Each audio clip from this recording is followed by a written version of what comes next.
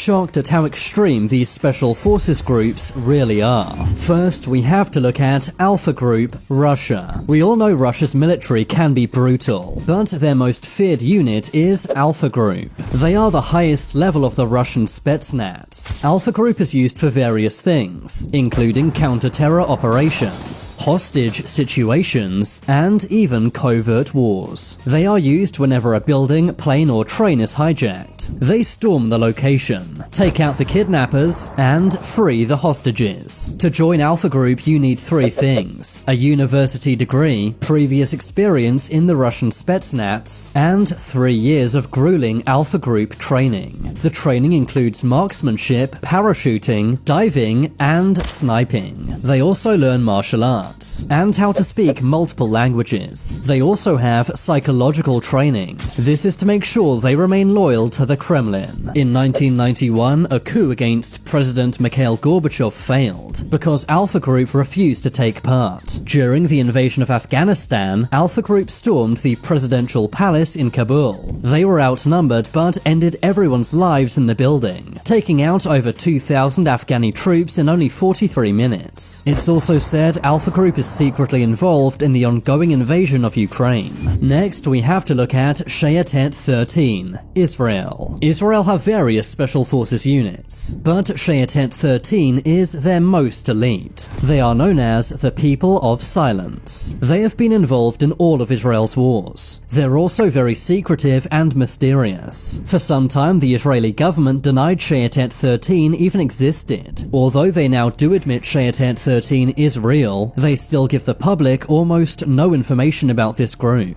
What we do know about Shayetet 13 is it's made up of 3 units: the raiding unit, which handle assassinations and counter-terrorism, the underwater unit, which is used for diving and maritime operations, and the above-water unit, which operates boats and submarines. To join Shayetet 13, you need to be a soldier for at least 4.5 years, and complete almost 2 years of training. They have to do elite marksmanship training, and stealth diving training, which some soldiers have not survived. Shayetet 13 recruits are also mock kidnapped. They are then held in a prison for 2 weeks where they're tortured. This is to prepare them in case they're ever kidnapped in real life. Most recruits don't pass the training. Shayetet 13's missions are classified, but one we do know about is Operation Full Disclosure. This took place in 2014. The Iranian ship Klos C was carrying many missiles. Shayetet 13 were called in, and were able to seize the vessel without even being detected. It's safe to say if Shayetet 13 are after you, you won't find out until it's too late. Now I have to show you Special Operations Group USA.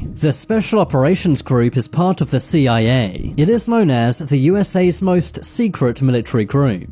They are responsible for covert and paramilitary operations. This includes clandestine operations, basically operations the US government does not want to be associated with. Because of this, the Special Operations Group do not wear a uniform, and if they're captured during a mission, the US government will deny all knowledge. The Special Operations Group are known for military coups. They're also used for counter-terrorism, espionage, high-value target assassinations, hostage rescues, and unconventional warfare. One of the Special Operations Group's most famous missions was Operation Neptune Spear. This was when they located and ended the life of Osama bin Laden, the USA's most wanted person for over 10 years. Next, we have to look at GIGN, France. National Gendarmerie Intervention Group, or GIGN, is France's most elite special forces unit. They are used for counter-terrorism, arresting high-level criminals, stopping prison riots, as well as VIP protection. GIGN are best known for their hostage rescues. They're very secretive. It's actually illegal to photograph their faces. In 1994, an Air France flight was hijacked in Algeria. 232 people were held hostage. The hijackers wanted to blow up the plane over the Eiffel Tower in Paris. But when the aircraft landed in Marseille, the GIGN stormed the plane, ending the lives of all 4 hijackers. GIGN training is very extreme. The GIGN have lost more lives in training than in their 1,000+ missions, showing just how dangerous their training really is. Now we have to look at the Black Storks, Pakistan. The Black Storks are Pakistan's most elite Special Forces unit. They get their name from their unique headgear. Their training is very hard to pass. It includes a 36-mile march in 12 hours and a 5-mile run in 50 minutes, all while wearing their full gear.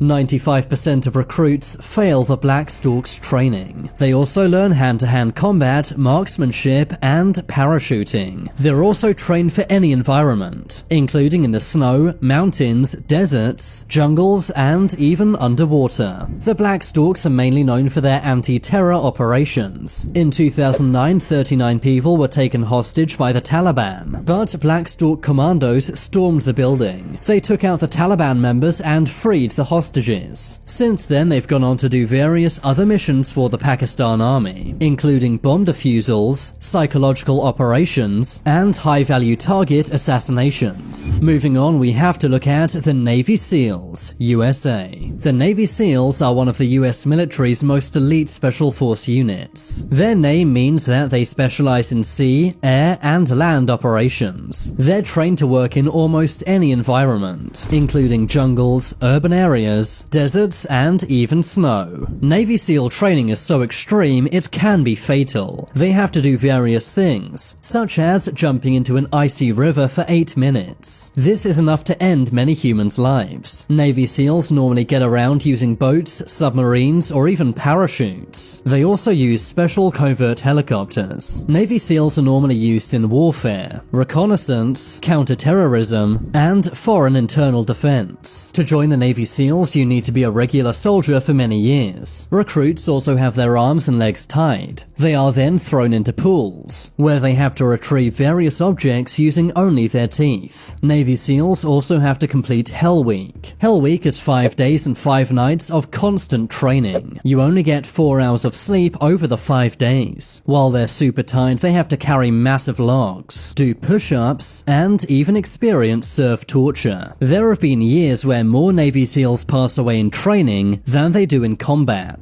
80% of recruits actually drop out of training. Most of their missions are top secret, but one of their most recent missions took place in Yemen. 8 people were taken hostage by Al-Qaeda. US Navy SEALs took out the 13 Al-Qaeda fighters and freed the hostages. Now we have to look at the Frømandskorps set. Denmark. This military unit is so elite, less than 350 troops have ever made it into the group. Their name means the Frogman Corps. Their missions are mainly maritime-based. They use boats, submarines, and diving. Their missions normally involve rescuing hijacked ships, storming beaches, and sabotaging enemy ships. They have to deal with fierce, freezing waters every day. In the first week of training, 50% of recruits drop out, and in total, only 5% actually pass all the training. They are trained in deep-sea diving, bomb disposal, and even sniping.